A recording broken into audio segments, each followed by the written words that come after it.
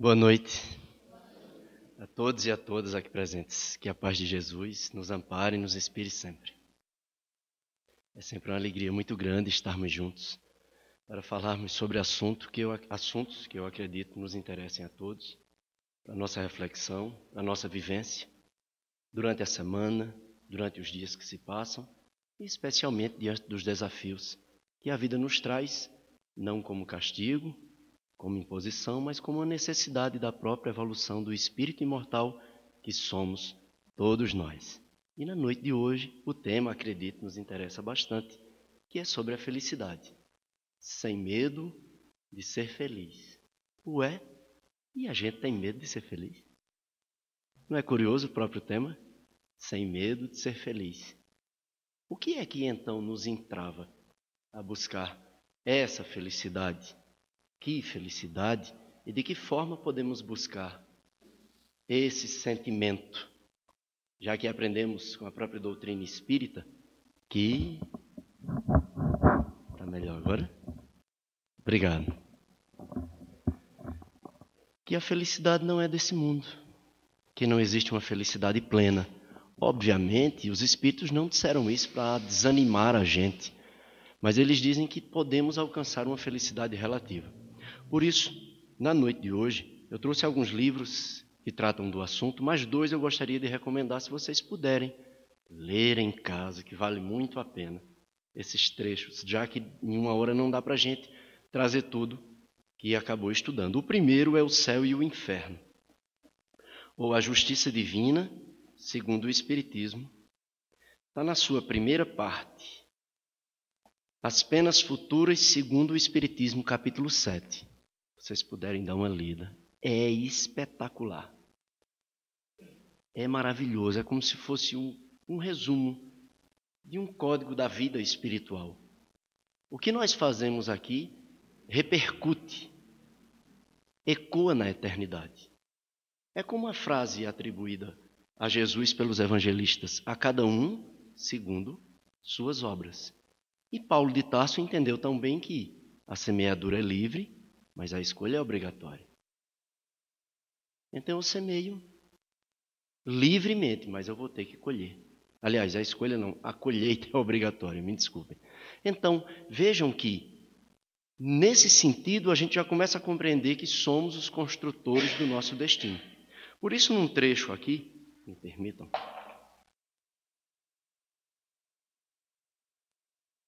Kardec comenta dizendo assim, nesse capítulo 7, da primeira parte: isto posto, nada mais justo que a liberdade de ação a cada qual concedida. O caminho da felicidade a todos se abre amplo, a todos, não é apenas para alguns, a todos. Se abre amplo, como a todos as mesmas condições para atingi-la. Obviamente, dizendo isso, o codificador começa a dizer que Deus é justo e dá a todos as mesmas oportunidades. É claro que cada um aproveita nas suas possibilidades, da sua vontade e do seu esforço de fazer. Imagine uma sala de aula. É o mesmo professor ou a mesma professora. Os alunos diversos. Mas alguns se esforçam mais, estudam mais, outros retardam mais. Perceberam? Então depende da nossa vontade e do nosso esforço. Daí ele diz ainda: a lei, gravada em todas as consciências, a todos é ensinada. Deus fez da felicidade o prêmio do trabalho, do esforço e não do favoritismo, para que cada qual tivesse o seu mérito. Eu recordo a história de um pedreiro, trabalhador, que durante muitos anos se esforçou e era muito querido pelo seu patrão. Tão querido que todos os trabalhos mais difíceis, o patrão só encarregava ele. Ele era exímio, perfeito. As proporções, as construções, deixava todo mundo boquiaberto. Era espetacular. Finalmente, cansado já depois de longos anos de trabalho, ele decide se aposentar. E pede ao patrão, que relutante diz: mas não posso perder você, não gostaria. Você é alguém que eu confio. Mas ele, pela insistência, e o patrão, obviamente, reconhecendo que não tinha mais jeito, disse: você pode se aposentar depois de uma última missão, pode ser? Ele não gostou muito, baixou a cabeça e disse: sim, senhor, você vai construir a última casa. Leve o tempo que você quiser. Mas ele estava tão agoniado para ir embora, para se aposentar, que em 2 meses fez rapidamente a casa. E fez do jeito, eu disse: eu vou fazer todo jeito, eu vou me aposentar mesmo. E fez lá em 2 meses, foi aquela correria, terminou a casa, voltou. Finalmente, posso me aposentar. O senhor me libera? Claro que libero, mas gostaria de lhe fazer uma homenagem. E em agradecimento a todos esses anos de dedicação de sua parte, essa última casa que você fez é sua. Está aqui a chave. O que é que vocês acham que ele pensou?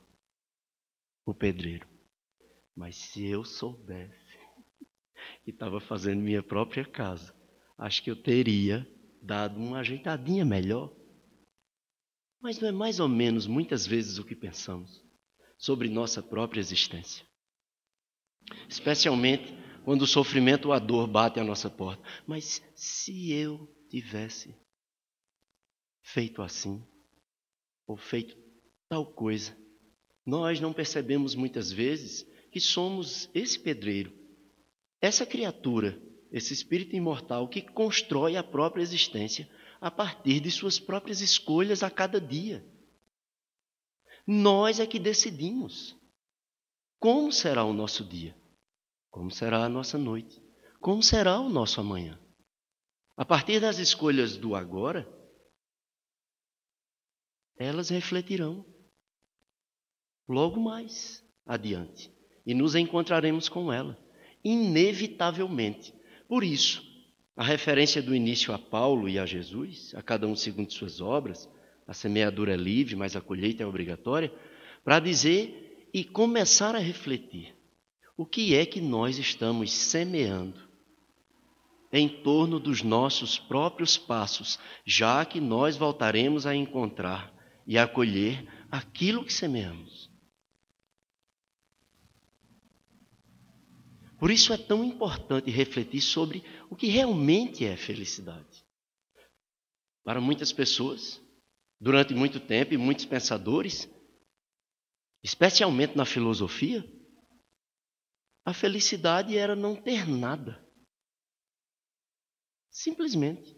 Eu não preciso de nada, eu não tenho nenhuma necessidade. Para outros, a felicidade era ter todo o prazer, na visão hedonista romana, era ter tudo o que se pudesse. Então, a depender de cada visão, felicidade era muito mais uma sensação de ter do que de sentir.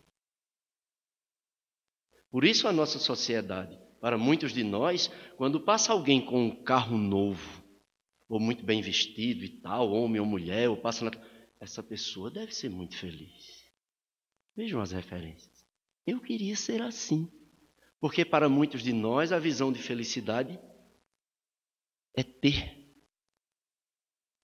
Por isso Erich Fromm, filósofo alemão, escreve um livro espetacular, Ter e Ser. Quando eu fiz filosofia, eu me encantei com o livro. E me encantei também com o escritor. Porque ele parte dessa discussão que, obviamente, ele leva para o campo da psicanálise, da filosofia. Não da religião. Mas ele usa elementos, obviamente, de pensadores. Como Jesus, que ele cita no livro. Mas ele vai fazer uma crítica à sociedade. Ele vai dizer que a nossa sociedade, ela precisa destruir para sentir felicidade. Enquanto que você pode aprender a compartilhar e ser feliz compartilhando com o outro, sem precisar destruir nem o outro, nem o mundo. Por isso ele diz, a base da nossa sociedade é muito mais ter do que ser. É muito mais aparentar do que realmente viver.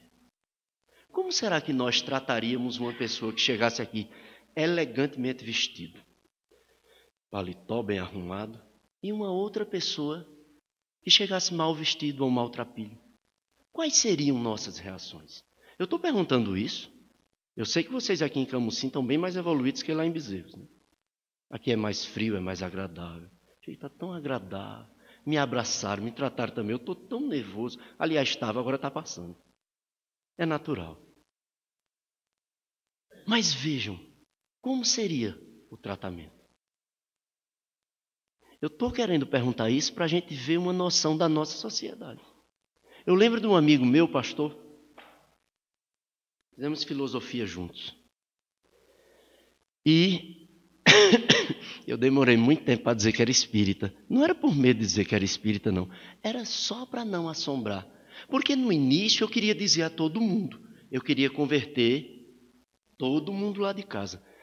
Discuti com meu pai, discuti com minhas irmãs, discuti com todo, menos com mãe. Parece que o coração de mãe compreende os filhos mais do que eles mesmos se compreendem.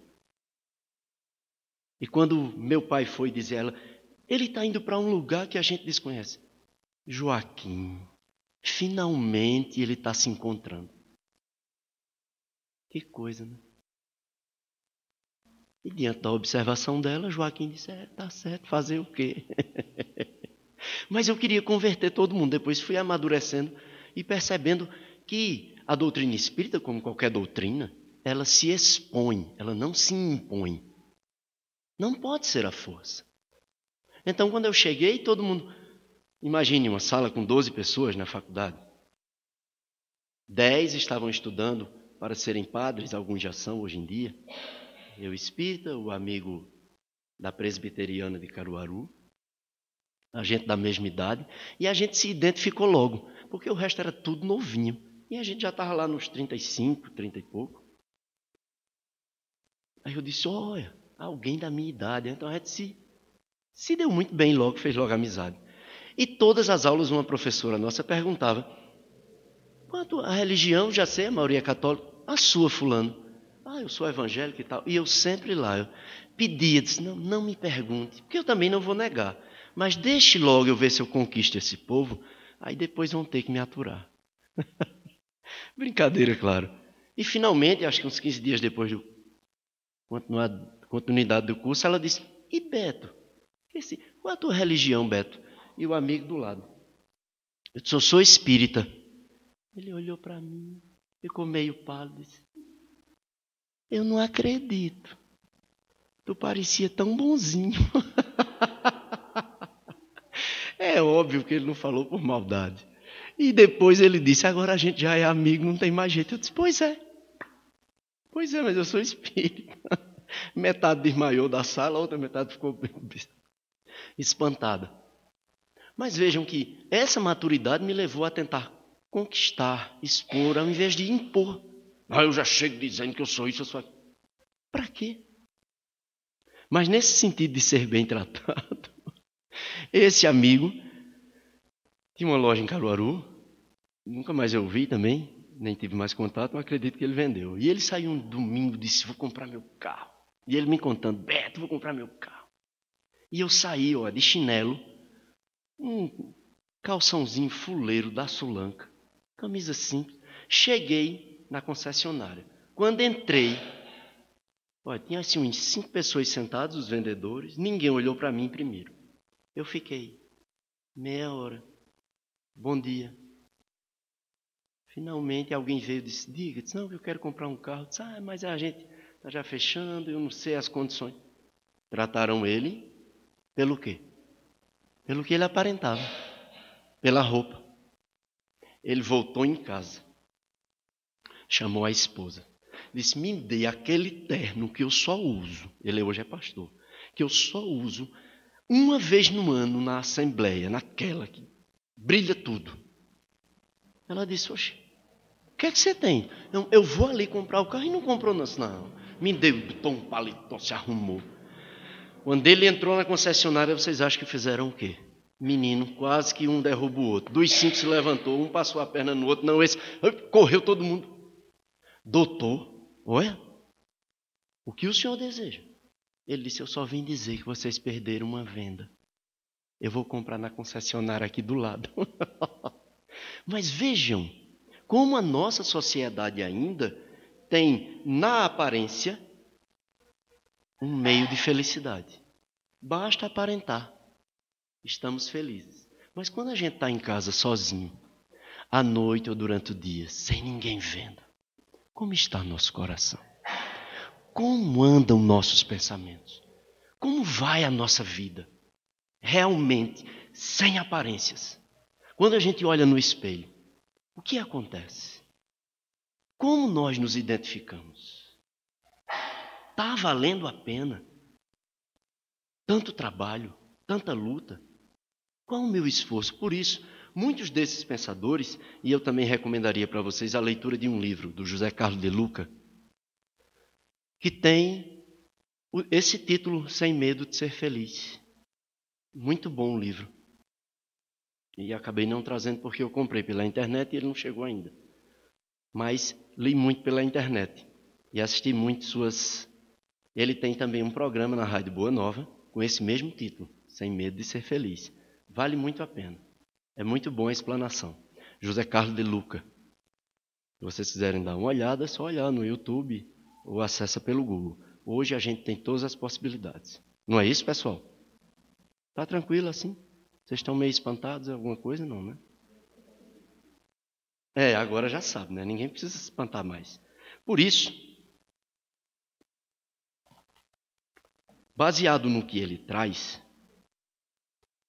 o que dizem alguns pensadores da atualidade? Filósofos, alguns estudiosos do comportamento humano, psiquiatras, psicanalistas, psicólogos, pessoas de todas as áreas.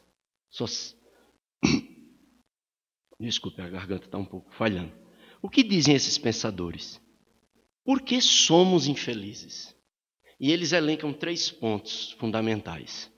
O primeiro ponto: o homem é infeliz porque associa felicidade à riqueza. Eu só vou ser feliz quando eu tiver isso ou aquilo. Eu lembro da história de um amigo que dizia: Beto, eu sou doido para ajudar o centro espírita lá em Bezerros. Eu disse: por que não vem ajuda? Tem a campanha do quilo, tem um sopão, tem... Não, eu jogo toda semana na Mega Sena, já fiz uma promessa à Nossa Senhora, e assim que eu ganhar eu venho ajudar. Eu disse: não, me esqueça esse negócio de Mega Sena. Deixe Nossa Senhora em paz. E venha, independente de você tiver ganho ou não. Porque faltam tantos trabalhadores. Somos uma sociedade de críticos. Apontamos os erros a toda hora. Mas poucas pessoas estão ali para ajudar. Poucos. Já perceberam? Eu lembro do livro do Dale Carnegie. Como fazer amizade e influenciar pessoas. Eu encontrei esse livro no lixo em Caruaru e eu ia passando fardadinho, farda do bombeiro, e tinha uma vovozinha jogando os livros no lixo. E eu sou louco por livros. Eu disse: posso dar uma olhada? E ela se espantou, disse: ô, meu filho, é lixo. Eu disse: deixa eu olhar. Eu posso olhar o lixo? Eu disse: pode. Saí olhando, peguei uns 5, 6 livros. E eu acho que quando eu dei as costas, ela disse: é doido, bichinho. Fardado, mas não tem juízo. E entre esse livro do Dale Carnegie, que não está falando de riqueza de nada disso, ele está falando de como viver bem em sociedade. A importância da gentileza. Esse autor diz que chega na fila, nos Correios, na capital americana, Washington, e esperando para ser atendido, começa a pensar: meu Deus, o que eu poderia fazer para ser gentil, elogiar e ser sincero? Porque a gente conhece quando realmente é um elogio sincero, quando a pessoa está dizendo uma verdade, ou quando a pessoa está só floreando para querer enganar a gente. Não tem isso? Quando um filho ou uma filha chega para o pai ou para a mãe: mãe, posso lavar os pratos? Nunca lavou, o que é que a mãe pensa? O que é que você quer, meu filho? Está se oferecendo desse jeito. Então, ele começa a pensar: meu Deus, e olha, e o rapaz que está atendendo tem uma cabeleira farta, bonita. Já sei. Chega perto. Bom dia, bom dia. Que cabelo lindo você tem, olhando nos olhos. Que cabeleira belíssima. Aí o rapaz: já foi mais bonita, agora está caindo, já estou no certo. Não, ainda está muito bem sua cabeleira, que beleza. Aí o rapaz olha e diz: mas o que o senhor deseja? Veja como mudou a expressão. Uma gentileza. E a gente muitas vezes perdeu o hábito, até do bom dia, boa tarde, como vai? Aqui na casa espírita é uma maravilha. Eu recebi tanto do abraço que eu estou já flutuando aqui, volitando. Mas e lá fora? Como anda o nosso tratamento? Somos uma sociedade... Está gordo, está magro, está alto. E se for meio besta feito eu? Um dia fazendo uma palestra no Apolo, uma senhora disse: você está tão branco, meu filho, tão amarelo.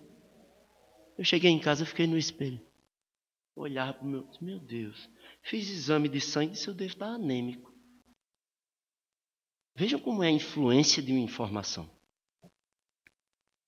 Mas não estava, os exames deram tudo certo. E eu continuo pálido do mesmo jeito, como vocês podem perceber. É da minha natureza. Mas vejam, quanta coisa só se observa criticando. É isso, é aquilo outro. E quão poucas pessoas para estender a mão e ajudar. Essa semana passada, eu vi uma das coisas mais lindas que se pode falar da existência. 2 crianças se preocupando com um gatinho ferido. Uma de 11 e uma de 10 anos. Quando viram um gatinho, mãe, olha, ajude, tem que socorrer. E liga para o pai. E arranja um veterinário.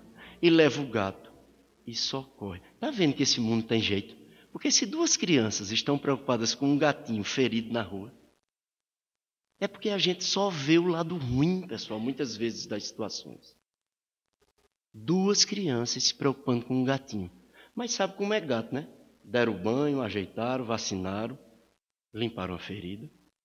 Mas o gato, assustado, o primeiro bueiro que viu, sumiu. E elas choraram muito. Liguei para uma delas.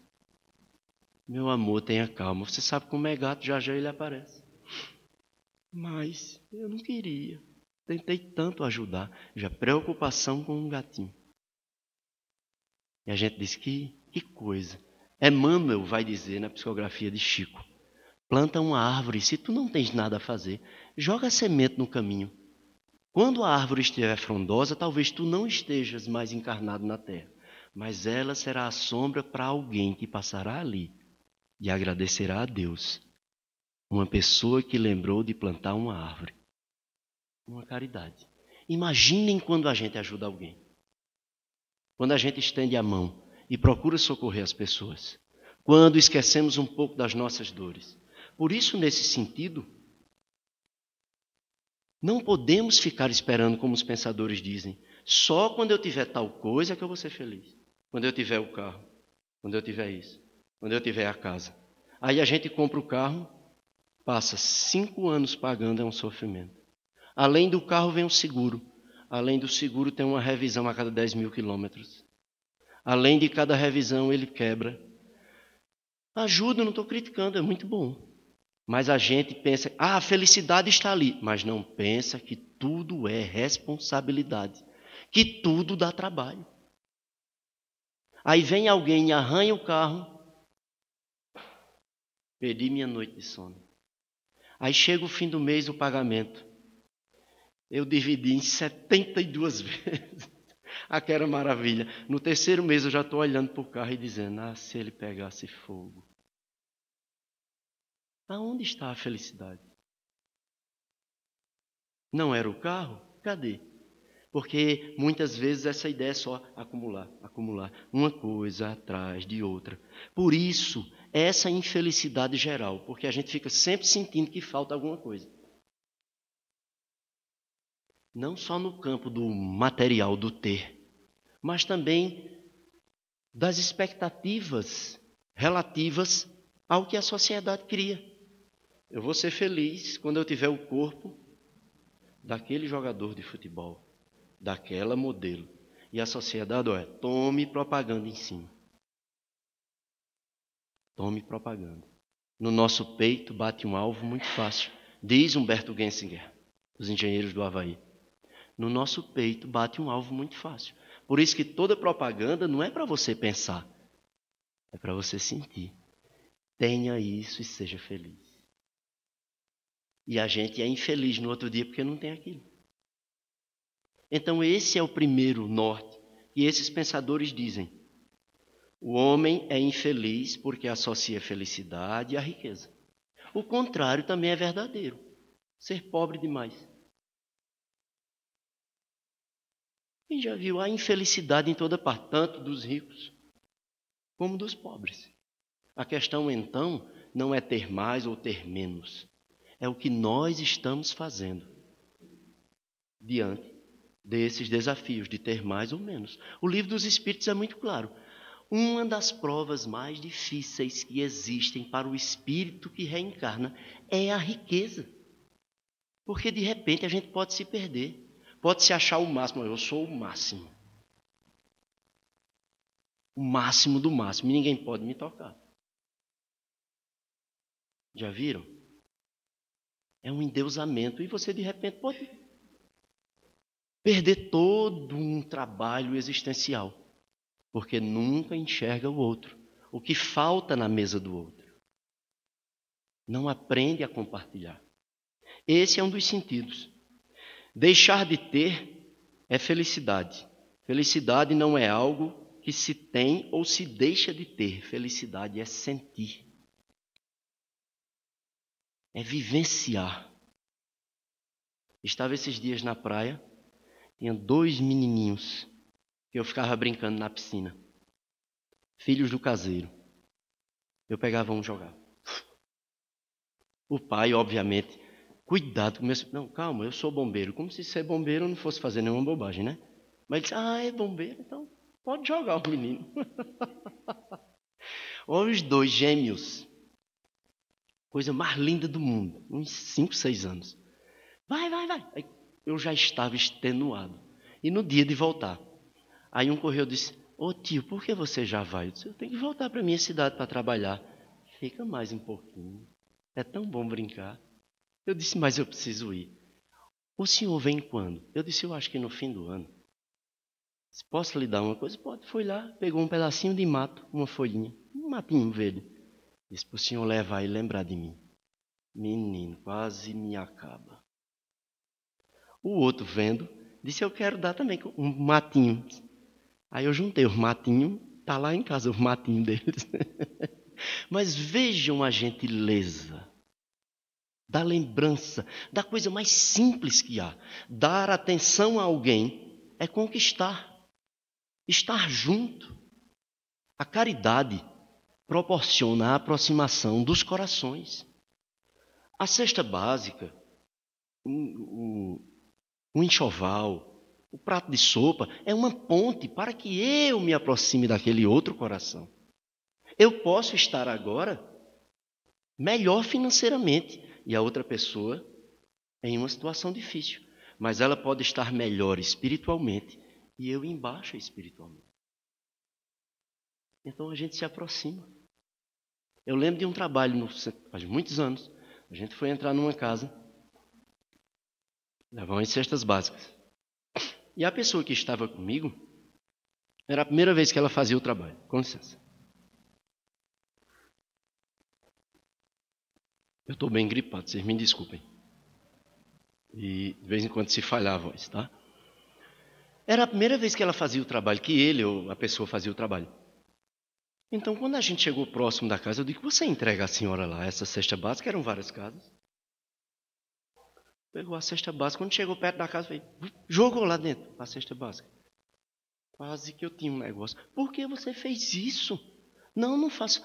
A casa estava catingando demais, seu Beto. Pensa no mau cheiro. O senhor queria que eu fizesse o quê? Eu disse, bota Vic Vaporub, minha filha, no nariz.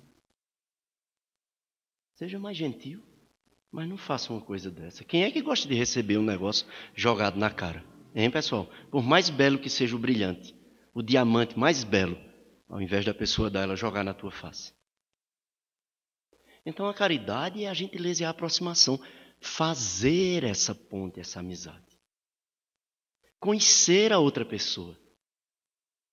Para que aquela doação não seja um fardo, um peso, uma humilhação, mas seja uma bênção entre 2 corações que se encontram ou se reencontram. Afinal de contas, pela reencarnação, a gente não sabe quem é aquela outra pessoa. Pode ser alguém muito querido nosso, ou muito querida da nossa vida. Quantas histórias dos espíritos. após o desencarne, fui recebido por fulano a quem eu não dava nenhum valor. E me recebeu tão bem. É alguém que eu sei que é muito querido agora. Então, tratar bem não é uma questão de caridade, é uma questão de justiça, de educação, de bondade. Agora, se a gente puder aliar isso ao amor, quanto de transformação nessa existência nós não vamos levar aonde nós moramos, na nossa casa, no trabalho. Afinal de contas, nos dias atuais, nunca se ouviu tanta reclamação. É o que mais você escuta por aí. Lamentação, reclamação. Lamentação, reclamação. A vida não é como eu quero. Nada acontece como eu quero. Eu acho que até já contei aqui, um conhecido nosso que foi comprar um todinho. Quando chegou em casa, o todinho estava sem aquele canudinho. E ele quase enlouquece. É porque foi eu. Deus me escolheu para sofrer. Até o todinho vem ser um canudinho. Veja o ponto de vista dele. Mas se ele tivesse outro ponto de vista, o ponto de vista espírita, ele dizia, oxê, canudinho, fura com a faca e bota num copo. Mas quando a gente só quer ver os empecilhos, o lado negativo de tudo, a gente só vai enxergar isso. Por mais que a pessoa ao nosso lado, fulano, olha a tua existência. Fulana, abre os olhos. Se a gente não quiser, não vai ter jeito.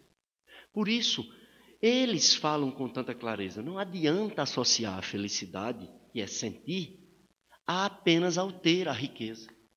Há uma situação que a gente sabe que é passageira. Para nós espíritas, a morte é apenas uma passagem, é uma viagem, como dizia a novela da Globo, a viagem.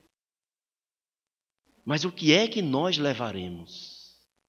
Qual a bagagem que estamos preparando? Que bagagem? Quando a gente lê esse livro O Céu e o Inferno, a gente vê a declaração dos espíritos. Na segunda parte, espíritos felizes, espíritos numa condição mediana, espíritos infelizes, suicidas, expiações terrestres, etc, etc. Mas ali, os espíritos na conversa na Sociedade Espírita de Paris, dialogando com Kardec e os membros daquele grupo, diziam como eles estão do outro lado. É como alguém que faz uma viagem. Eu vou fazer uma viagem para um lugar que é muito frio, para um lugar que é muito quente. Eu não faço uma pesquisa para saber qual é a roupa que eu tenho que levar. O que é que eu devo colocar na minha mala quando eu for fazer? Eu vou colocar aquilo que eu vou utilizar lá. Não é esse o sentido? Mas o que é que nós utilizamos após a morte? Qual é essa bagagem? E o Evangelho segundo o Espiritismo traz algo impressionante. Qual é a pergunta que os espíritos fazem após a morte? Não é qual a sua religião, não perguntam isso. Qual foi sua posição social? Quem você era? Nada disso. Perguntam apenas, quanto bem tu fizeste? Quantas lágrimas tu enxugaste com as oportunidades que a vida te deu? É o bem, a possibilidade da felicidade.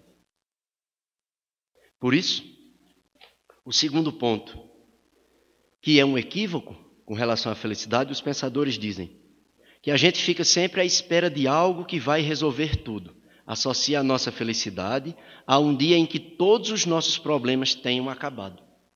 Como? Quem já viu? Se a gente resolve um problema hoje, amanhã tem outro. É André Luiz que diz isso, psicografia de Chico Xavier. Resolvido um problema, aguarde outro. Que esperança ele deu, não foi? Mas é uma realidade. Como eu disse no início, esses desafios não são um castigo, não são imposição divina. Quando a gente lê o livro dos Espíritos, antes de reencarnar, a maioria de nós espíritos escolhemos as provas. Porque depois da morte, no mundo espiritual, o espírito vê com mais clareza. E ele enxerga em que ele precisa avançar. Daí a sua escolha. Como um aluno, a que me referi também no início. Eu não sou bom em matemática. Eu preciso de quê? De aula de reforço em matemática. Eu preciso gastar minhas pestanas naquilo em que eu estou mais fraco. E não vai ser um grande desafio, mas quando a gente conquista, que bênção. Que bênção. Já dizia o escritor brasileiro Guimarães Rosa, o animal satisfeito dorme. Então, cuidado com muita satisfação. É preciso o desafio para sacolejar. E como a dor faz a gente ficar bonzinho. Senhor, se o Senhor me ajudar, nunca mais eu faço isso. Nunca mais eu faço aquilo. Promete tanta da coisa. Já percebeu? Como a dor faz todo mundo santo. Vira tudo anjo. É uma realidade. Então a gente precisa que a dor chegue? Não. A gente precisa que aconteça um acidente. Como um amigo que fazia uma viagem e o carro capotou 3 vezes e ele disse, Beto, a minha vida passou diante dos meus olhos naqueles poucos segundos em que o carro capotava. No livro A Memória e o Tempo, Hermínio Corrêa de Miranda. É sensacional esse livro. O tempo para os espíritos passa um tanto quanto diferente da nossa realidade. Então, aqueles poucos segundos representaram uma grande porcentagem de lembranças na cabeça dele. É como se ali rebobinassem as memórias espirituais. E tudo foi passando. E ele disse, quando o carro parou, que eu me senti vivo, meu Deus, preciso mudar. Veja. Mas precisava o carro capotar para chegarmos a essa conclusão. A gente precisa que a casa caia para tomar a decisão de escorar as paredes.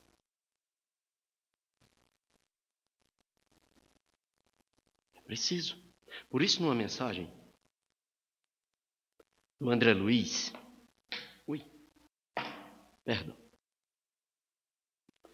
essa mensagem é do livro Sinal Verde, psicografia de Chico. Não se aflija por antecipação. Nossa, a gente nem faz isso, né? Se afligir por antecipação. Diga a uma mulher que vai ter um encontro sábado, hoje. Sábado a gente se encontra. Nossa Senhora, é a semana todinha de agonia. Não é crítica às mulheres. Eu também sou muito ansioso. Já pensaram? Aí a pessoa gasta energia a semana toda. Como vai ser? Que roupa, o cabelo, os olhos, os cílios, o sapato, tudo tem que ser perfeito. Chega o sábado. Jantou, saiu.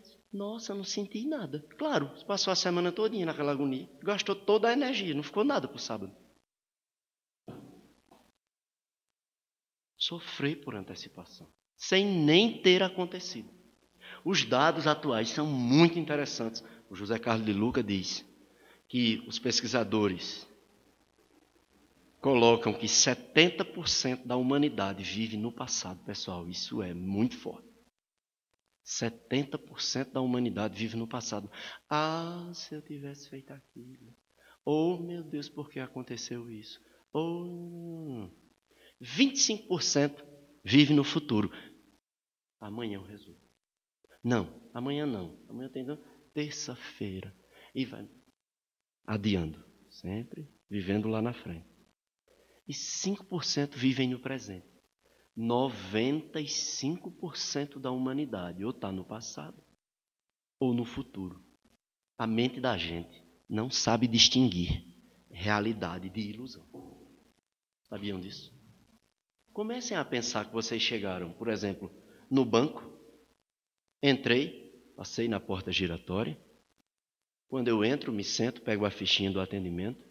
Quando eu me sento que olho, alguém está rendendo o vigia do banco. Saca a arma. Bate na nuca dele. Ele já cai. Sem sentidos. É um assalto. Comece a imaginar. Você se joga no chão e começa. Meu Deus, minha família. Será que eu vou morrer? E o assaltante diz. Vou levar um refém.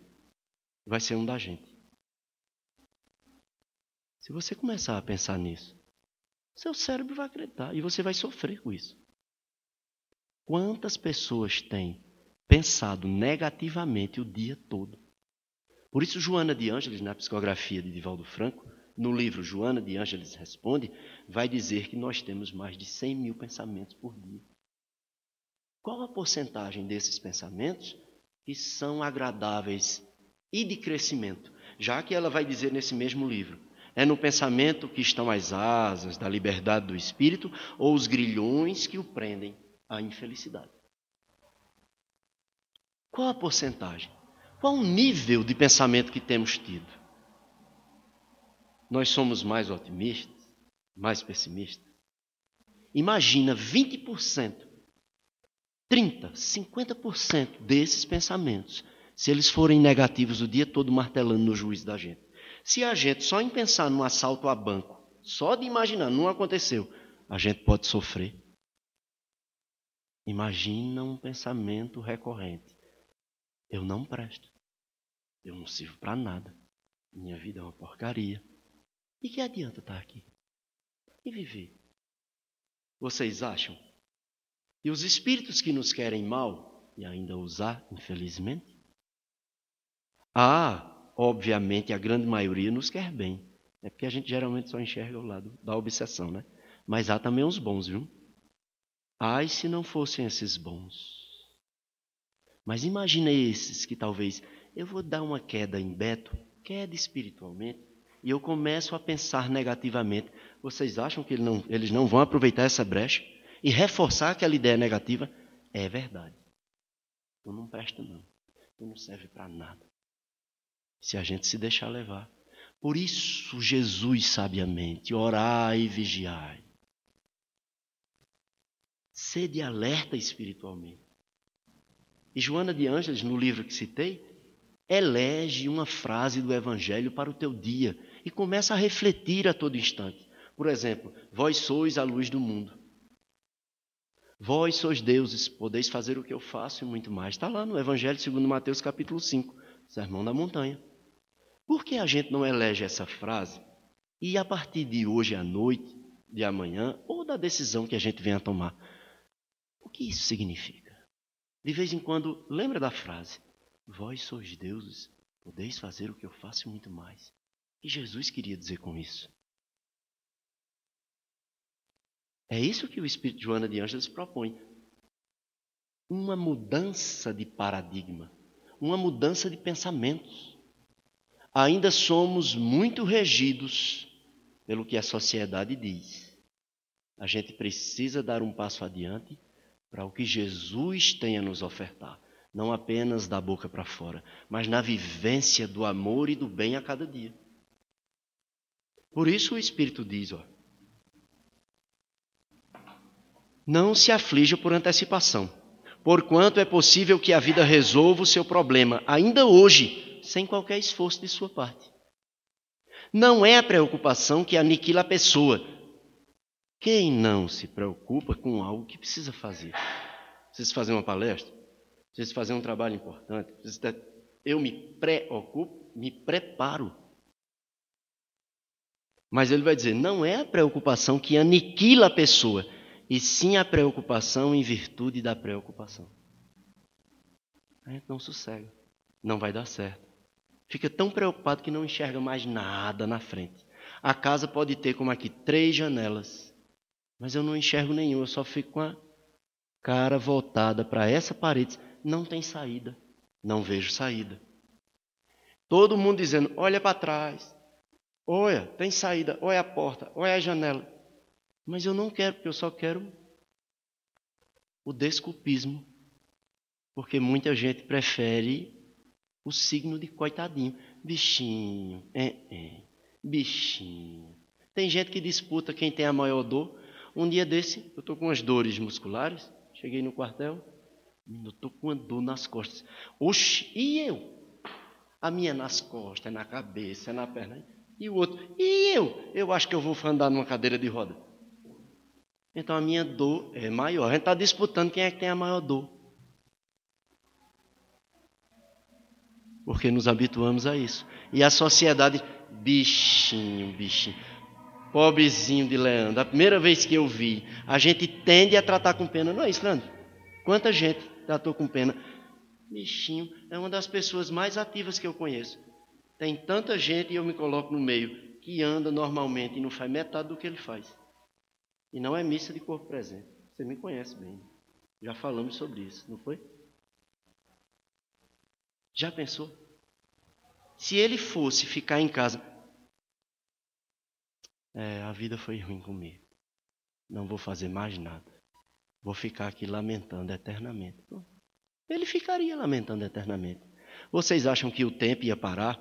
A vida ia deixar de seguir seu rumo porque Leandro ia ficar em casa lamentando? Ou qualquer um de nós? Não vai parar, pessoal. A vida vai seguir. Quando Jesus pediu ao jovem rico que o seguisse e ele não quis seguir, era uma escolha. Jesus não ficou chorando no caminho porque ele não veio. Não, seguiu adiante. Seguiu adiante. Não ficou lamentando, não. Seguiu adiante. Mais ainda. Antes das suas dificuldades de agora, você já faceou inúmeras outras e já se livrou de todas elas com o auxílio invisível de Deus. Então, pessoal, o problema de hoje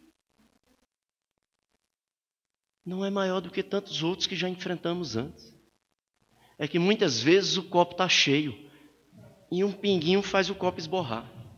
Às vezes a gente já está no limite e nem sempre percebemos. No limite. Dia desses discuti em casa, minhas irmãs, que coisa agradável. Espírita tem raiva, pessoal? Tem? De vez em quando, né? É uma raivinha, né? Não é isso? Tem. A grande diferença é que, mais consciente, o espírita não vai fazer nada com a raiva, vai só... O que antigamente ele queria apertar o pescoço do outro, ele aperta só a direção do cara que deu uma fechada no trânsito nele. Aí deixa pra lá. Mas não deixou de sentir, porque está vivo. Sentiu a raiva. Discutiu. Eu fui possesso para casa. Nossa. No outro dia, minha mãe, meu filho, o que foi aquilo? Ligue para suas irmãs e peça desculpa. Aí eu disse, posso pedir pelo WhatsApp? Eu estava com vergonha. Quando a gente faz uma coisa errada, a gente fica com vergonha de encarar. Quando a gente está devendo dinheiro, já atrasou e vem o cara na outra calçada, a gente faz... Se pudesse esconder, se esconde. Uma das maiores dificuldades do ser humano é encarar que errou. Errei. Fazer o quê? Tentar consertar. Por isso o arrependimento. E a reparação. Não pode ser só o arrependimento. Precisa reparar o mal feito. Porque a nossa própria consciência exigirá de nós, desde esta existência e após essa existência, não saireis daí até terdes pago o último ceitil ou centavo. A consciência limpa é o que o Espírito deseja. E ele vai em busca disso. Por isso ele escolhe suas provas a que me referi antes. Mais ainda, André Luiz diz, uma pessoa ocupada em servir nunca dispõe de tempo para lembrar injúria ou ingratidão. Disse um notável filósofo, uma criatura irritada está sempre cheia de veneno, e podemos acrescentar, e de enfermidade também. Vocês já conviveram com uma pessoa irritada o tempo todo, reclamando de tudo? A gente acaba se afastando dessas pessoas. E se é a gente que está assim, essas pessoas acabam se afastando da gente. Porque ninguém aguenta estar perto de alguém que só destila fel, que só reclama, que nada está bom. Não há. O sol para essa pessoa não brilha, é uma eterna noite. As rosas não têm perfume. O sorriso das crianças pouco importa. Que a pessoa não enxerga. Não adianta. É reclamação constante, reclamação constante. Por isso essa mudança que o Espírito Joana de Ângeles propõe é tão interessante para nós. Elegermos uma ideia com que a gente se identifique e tentar, primeiro, refletir sobre ela e buscar vivê-la na medida de nossas forças. Os espíritos superiores não exigem de nós milagres que não existem. Nem pedem coisas que eles sabem que a gente não consegue alcançar. O que eles pedem é que a teoria que a gente está buscando seja uma luz na nossa prática, aqui e fora daqui. Se é possível que a gente alcance isso. Em último, o terceiro equívoco, que é justamente o que a gente discutia, o homem não aprendeu a valorizar o momento que se chama o hoje. É o agora que nos convida a uma mudança.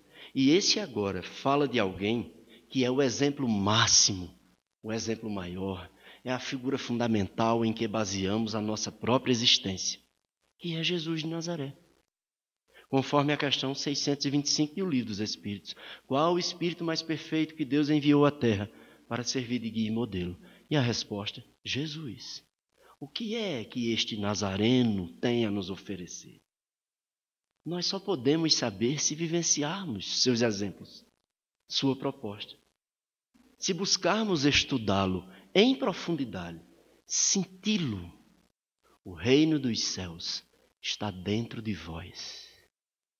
É preciso que a gente mergulhe em profundidade em nós mesmos, no conhecimento de si mesmo, e busque nessa vivência do amor e da caridade a luz que precisamos para sair de tantos equívocos que só nos levam à infelicidade. Essa felicidade está ao nosso alcance? Está. Ela é plena nesse momento? Não. Ainda temos imperfeições, já temos muitas qualidades, mas ainda temos imperfeições. E conforme o próprio codificador, cada imperfeição é um quinhão de sofrimento. Ou traz esse sofrimento inevitavelmente. É preciso a corrigenda, a transformação moral. É preciso que cada um de nós busque. E este é o exemplo maior que podemos ter. Não estamos aqui, nesta casa, ou em qualquer casa religiosa, para servir quem está falando à frente, ou o presidente do centro, ou o padre, ou o pastor, seja lá quem for. Estamos para servir Jesus. Não estamos para agradar ninguém. Servir Ele é o nosso norte, é o nosso rumo. Se assim o fizermos, a gente para de reclamar, começa a trabalhar, começa a ajudar. Quanto trabalho essa casa não oferece? Sopão, campanha do quilo. Ah, mas eu não gosto de fazer nada disso. Quem é que limpa isso aqui? Será que eu posso vir limpar as cadeiras? O que é que eu posso fazer na casa espírita? Porque quando a gente quer, a gente arranja o que fazer. E se ocupa. O que é que eu posso fazer? Uma prece. Você pode ajudar a fazer uma prece? Que maravilha! Lembro a primeira vez no Apolo que me chamaram para fazer uma prece. Primeiro, eu morri na metade do caminho. As pernas não obedeciam. Segundo, quando eu cheguei, eu disse, Jesus. E me deu um medo tão grande, Dona Alzira à época, meu filho, termina a prece. Consigo não. Ficou só em Jesus. Mas fui. Quando a gente quer servir Jesus, parar de lamentar, se levantar sobre os próprios escombros da existência. E como diz André Luiz, mesmo chorando e com os pés sangrando, continua caminhando. Bem, pessoal, espero que essa nossa conversa tenha nos ajudado a refletir um pouco sobre esse sem medo de ser feliz. Está ao nosso alcance, ainda não é pleno, mas a gente pode ser feliz na medida do nosso esforço, especialmente tendo a consciência tranquila e o trabalho no bem que a vida nos oferece a todo instante. Muito obrigado pela atenção de vocês. Muita paz e que Deus nos abençoe, hoje e sempre. Só Jesus não.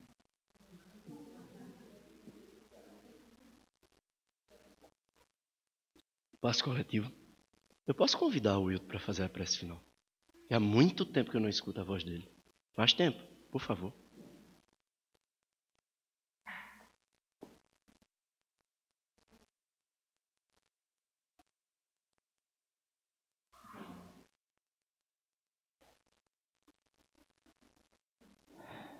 Senhor da vida,